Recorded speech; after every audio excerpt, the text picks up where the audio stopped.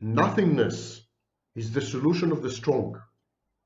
Only the very, very strong and the very, very resilient and the very, very enlightened in the truest sense of the word can accept that they are not even in the position to accept nothingness.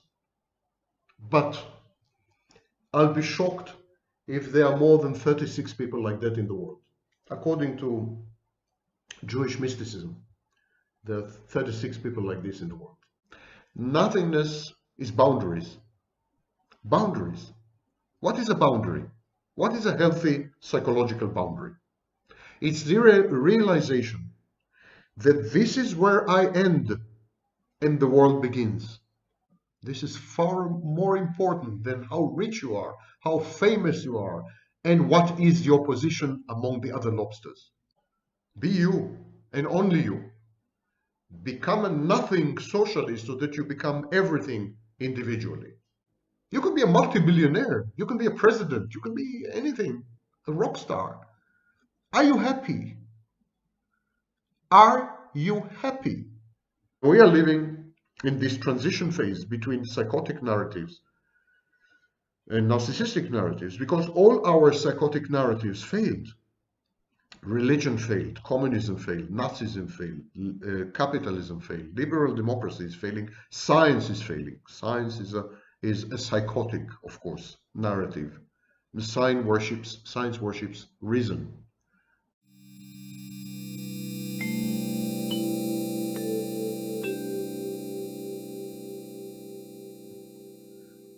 No one gets out alive.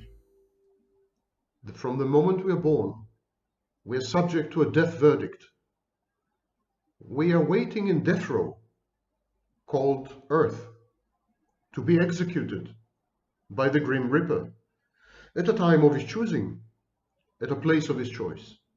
You see, there are three ways to cope with existence. One is psychosis, one is narcissism, and one is what Jordan Peterson erroneously calls nihilism.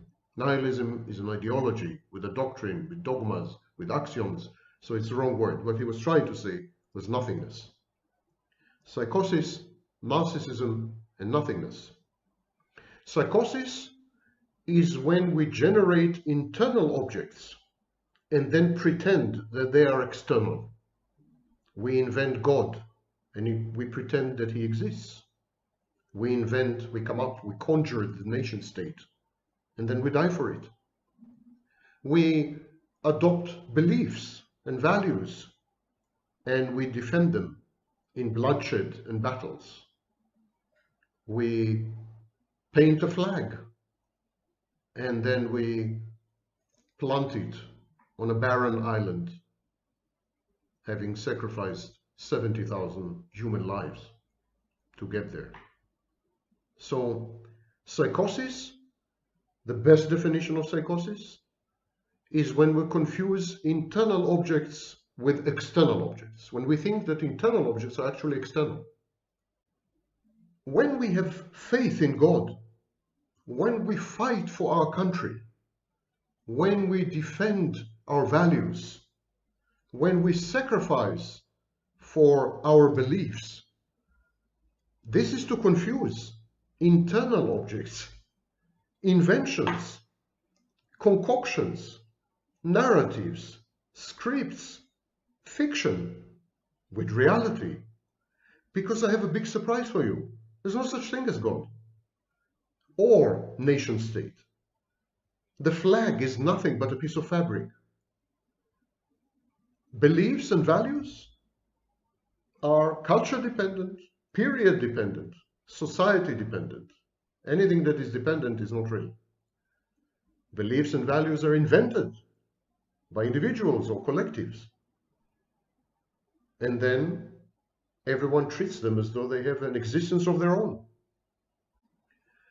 That's one solution. And the vast majority of humanity adhere to this solution. Another group of people choose the second solution. The second solution is narcissism. Psychosis is to say, maybe I alone am meaningless, but when I integrate into something bigger than myself, I acquire meaning via this belonging, via this integration. When I become a part of God, I acquire God's meaning, God's purpose, God's plan, God's goal. I become an agent of God by believing in God, by having faith. When I become a part of the nation state, I'm a citizen of that state. The state endows me with significance and meaning. So psychosis is about conflating and confusing your inner world, your inner landscape, your psychodynamics, with an outside entity which is bigger than yourself, and in which you can be subsumed, which can consume you, which can assimilate you, with which you can merge and fuse. Psychosis is a codependent solution. The second group of people are narcissists. They choose a narcissistic solution. They say the source and the fount of meaning is me. I determine what is meaningful. I am the meaning. I am the significance. I am the source of everything that makes sense. I am the sense. It's a kind of Cartesian approach. I think, therefore I am. I am, it's the only certainty. I can't be certain about anything else, except the fact that it is I who is thinking. It's the only certainty in the universe. And because it's the only certainty in the universe, and any meaning and significance has to rely on certainty. You cannot derive meaning and significance from something that is shifting, kaleidoscopic, or meaningless in itself. You cannot derive meaning and significance from the uncertain. And if the only certainty is that you exist, then you are the meaning. You are the significance. The entire universe is meaningless without you. You endow it with meaning by virtue of your existence. And this is narcissism, where the average person would invent God, then project God, then externalize God, then objectify God, then make God into a distinct separate entity from which that average person, the creator actually, can derive meaning and significance. The narcissist stops short of this process of projecting and externalizing. He invents God, of course.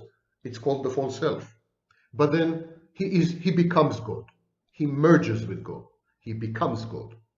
The narcissist is his own God, of course. And narcissism is a private religion. I dealt with this way of looking at narcissism in other videos. So this is the second solution. And the third solution is only for the strong-minded, not for the faint of heart. You need to be really, really, really, really strong to accept that you are nothing, the universe is meaningless, the world is insignificant, it started nowhere and is going no place. There's no goal, no plan, no cause and no effect. There's only nothingness. To accept that you are nothing within nothingness requires inordinate resources of strength and resilience. And only extremely few individuals have reached this state of enlightenment. Because to accept this nothingness is to become enlightened. Some people mistakenly say that it means to suppress the ego. No, narcissists have no ego. You want to suppress the ego, you become a narcissist. Narcissists is the only group of people, only class of people without an ego. And indeed, if you look at many Indian so-called gurus and mystics and not to mention con artists, you can see the narcissists in them. They are narcissistic. The minute you suppress only the ego, you become narcissistic. You do not, suppressing the ego is not enough. You need to suppress the world and yourself in it. You need to not be. Nothingness is a solution of suspending and then eradicating your being, your existence. It's anti-existentialism. It's not nihilism, as Peterson repeatedly, mistakenly keeps calling it. It's nothingness. It's much closer, I would say, to nirvana, if you want to borrow from Eastern mysticism or Eastern religions. It's a much closer state to nirvana or vidya, or, you know, these Eastern states where you actually disappear, vanish. Can one experience existence in this process of disappearing? When one disappears, can one then reappear in some other form? Of course not. This is a weak solution. And this is the solution, for example, of religious people. They disappear and then they reappear, integrated into a supreme power. Nothingness is the solution of the strong. Nothingness is not about destruction, because destruction is an act of being. It's an existential act. To destroy is the mirror image of putting together. To put together and to destroy are the same actions. What does it matter if the brick is this way or this way? I'm not talking about destruction. I'm not talking about nihilism. I'm not talking about anarchism. I'm talking about not being. To accept this not being is a contradiction in terms. Because who will do the accepting? Who does the accepting? If I'm telling you, accept that you are nothing, in a nothing, meaningless, pointless, arbitrary, capricious nothingness, which you call universe, the very demand is outlandish, contradictory, because I'm asking you to accept. I'm assuming that there's a you. So only the very, very strong and the very, very resilient and the very, very enlightened in the truest sense of the word can accept that they are not even in the position to accept nothingness. But I'll be shocked if there are more than 36 people like that in the world. According to Jewish mysticism, there are 36 people like this in the world. And I'll be shocked if I'll be shocked if a 37th is found. Hell, I'll be shocked if there are 36. It's very, very difficult.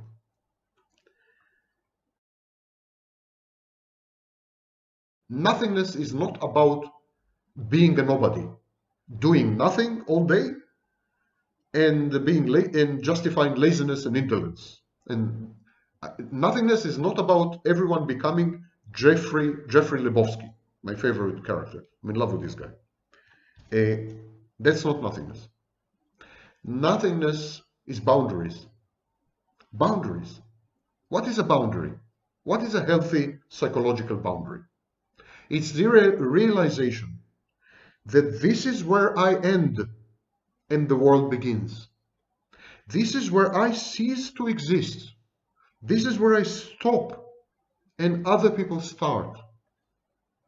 This is me. This is my privileged object. This is the self.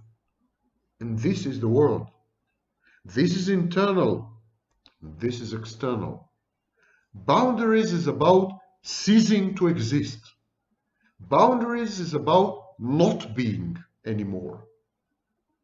Boundaries is about recognizing that you can't be everywhere at the same time, that you have boundaries, that you are demarcated, that you're a limited, finite entity. Boundaries, healthy boundaries, are concerned with your cessation, with your end, with where you stop and cease and not be. Not be. It's about not being or unbeing in the German term. So therefore, boundaries, healthy boundaries, have to do with nothingness.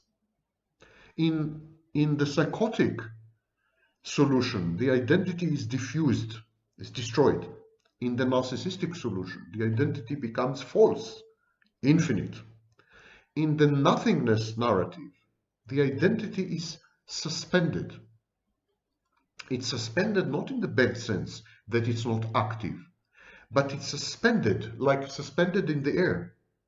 It's clear, it's identifiable, it's separate, it's hanging, it's not enmeshed, it's not fused, it's not merged, It's not rapacious.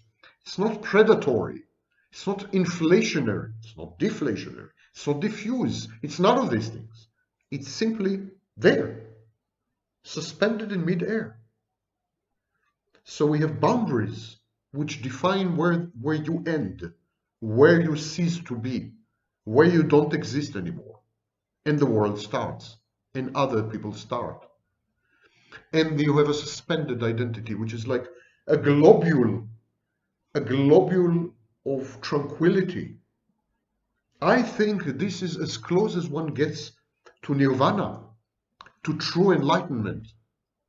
This is not a suspension of the ego or elimination of the ego. It's absolutely wrong way to look at it. When Indian mystical traditions are interpreted, they're interpreted to mean that you should destroy the ego, suspend the ego, get rid of the ego. That's absolutely not what they're saying. But they are talking about this, what I'm saying. The crystallization of you. The crystallization of you is distinct from the world. Divorcing the narcissistic narrative that you can swallow the world, digest the world, rape the world, kill the world. It's a dead narrative, dead objects narrative, dead mother narrative. And getting rid of a psychotic narrative where you have to kill yourself, where you have to be the dead object so that the world can survive, so that you can be in the world. The only way for you to be in the world is by not being totally, not at the boundary, but totally. These two are sick narratives. You need to find the balance. And the balance is a crystallized, well-defined, boundaried identity that is divorced from the world, that recognizes the separateness of the world, recognizes the schism and break that happened early on, and yet feels comfortable within itself, and thereby respects all other objects as similar. It's as good a definition of empathy as I've ever come across. The self, in this case, doesn't cease to exist like in psychosis, doesn't become infinite and godlike like in narcissism, but is calibrated, validated, but calibrated.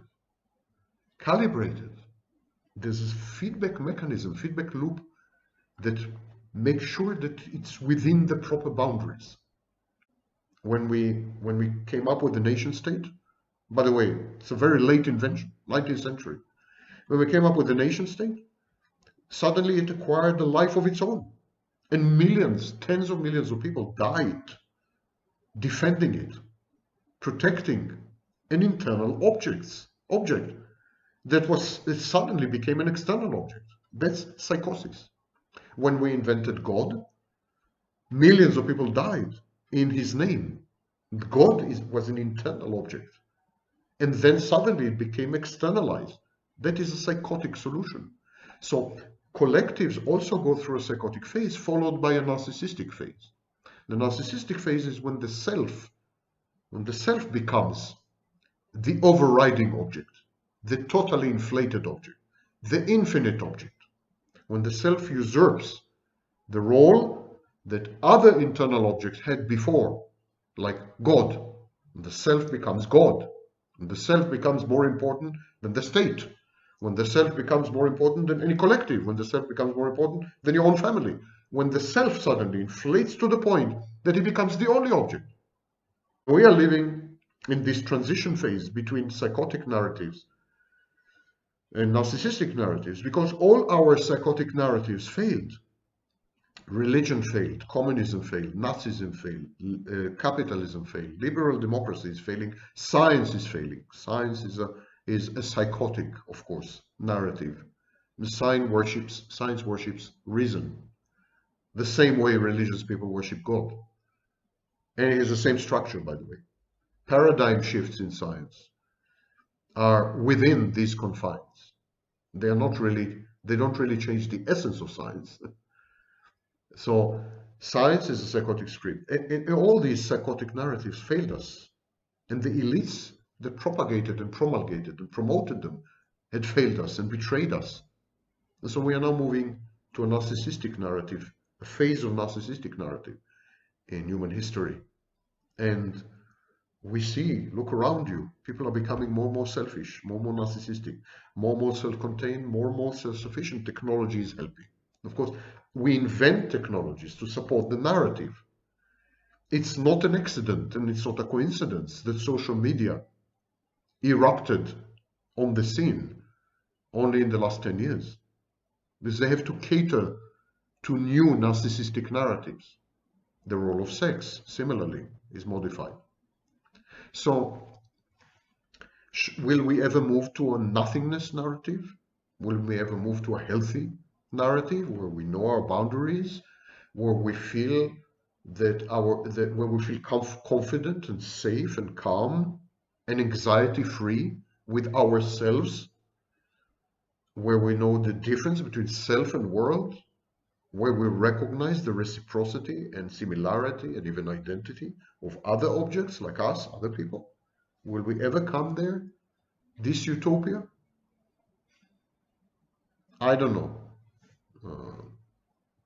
The prophecy is not a part of my job description. What do you mean by nothingness? Are you trying to reduce us all to sheeple? Are you trying to establish the agenda of the elites to control us? To brainwash us? Are you colluding with the Illuminati or QAnon? I mean, the deep state? I mean, who are you? Who is paying you to tell us to be nobodies and nothings? Well, that's a misunderstanding of my message. Nothingness is not about becoming a nobody. It's not about giving up on your own personal life.